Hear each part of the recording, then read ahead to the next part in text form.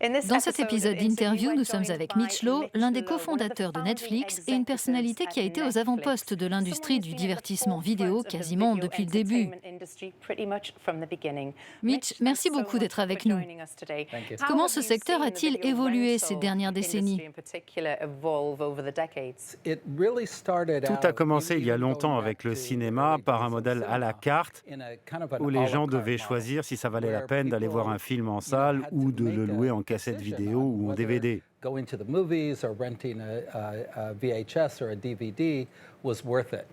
Et ce modèle a pris la forme d'un abonnement qui apportait tout un tas de choses positives.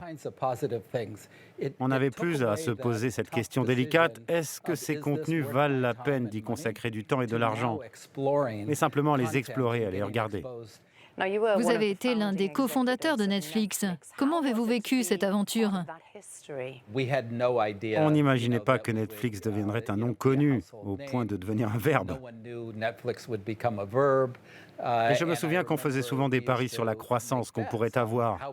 Et je me disais, oh mon Dieu, si on pouvait simplement atteindre le chiffre d'1,7 million abonnés, ce serait génial. Et évidemment, aujourd'hui, c'est 100 fois plus que ça, plus de 180 millions d'abonnés.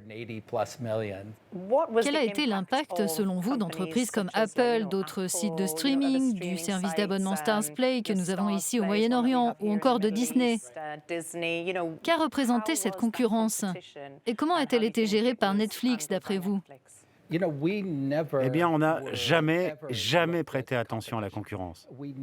On n'a jamais évalué de concurrents. À part une fois, c'était au Royaume-Uni quand Netflix devait être lancé sur place.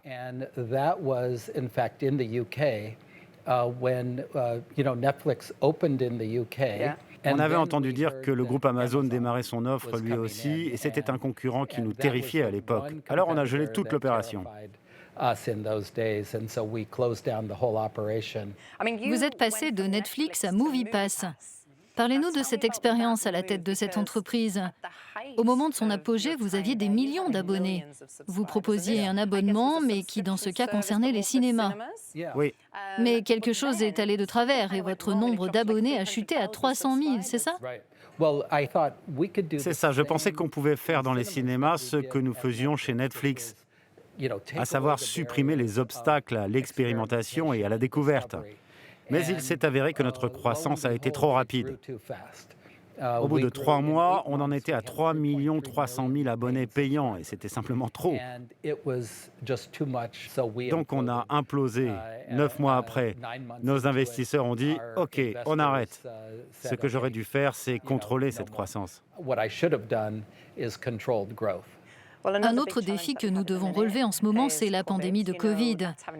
Elle a des répercussions énormes, en particulier pour les salles de cinéma. Selon vous, quelle ampleur ont-elles? Heureusement, il ne s'agit pas d'un impact à long terme ou d'un impact permanent. Donc j'espère que les cinémas se rétabliront et comprendront qu'ils doivent évoluer.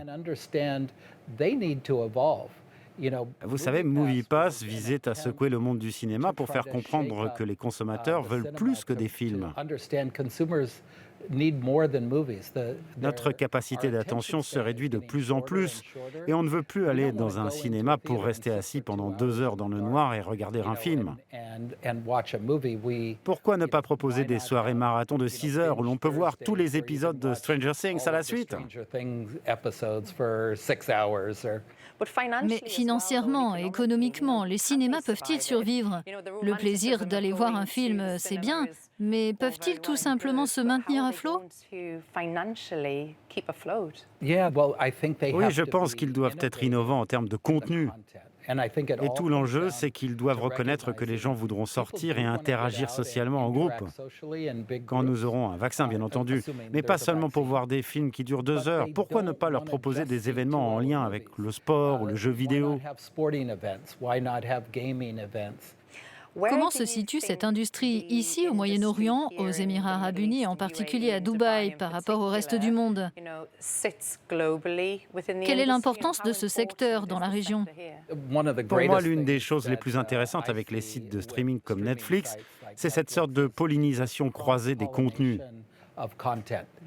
Et je pense qu'avec tous les jeunes et tous les créateurs de contenus inventifs qui sont présents au Moyen-Orient, les conditions existent pour développer une grande industrie de production d'émissions télé et de films de qualité qui pourraient être populaires dans le monde entier. Et donc, il faut vraiment permettre à cette communauté créative de produire des contenus et de les distribuer.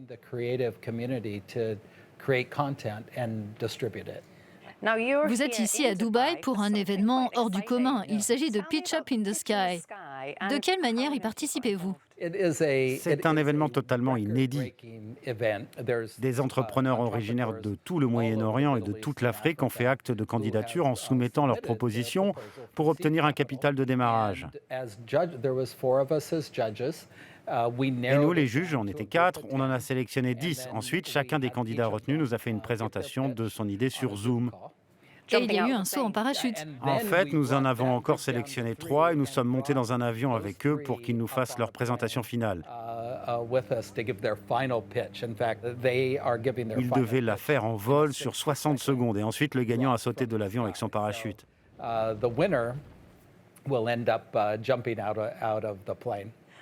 Quel conseil donneriez-vous à ces entrepreneurs sur ce qu'il leur faut pour réussir? Vous savez, il y a toutes ces choses que l'on entend tout le temps, être persévérant,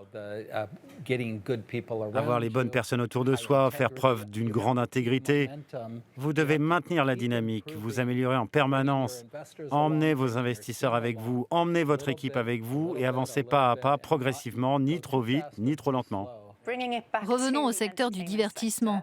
Je vous pose la question à $1 million. Qu'est-ce qui nous attend dans l'avenir selon vous? Il est clair que la pandémie de Covid a fait augmenter la consommation de contenu de divertissement. Et je crois que cela a aidé les gens à traverser cette période très difficile.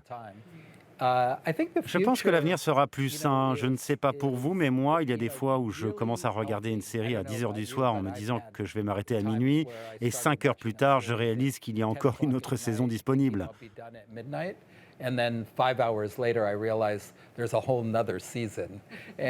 Donc pour moi, on a atteint un point de rupture.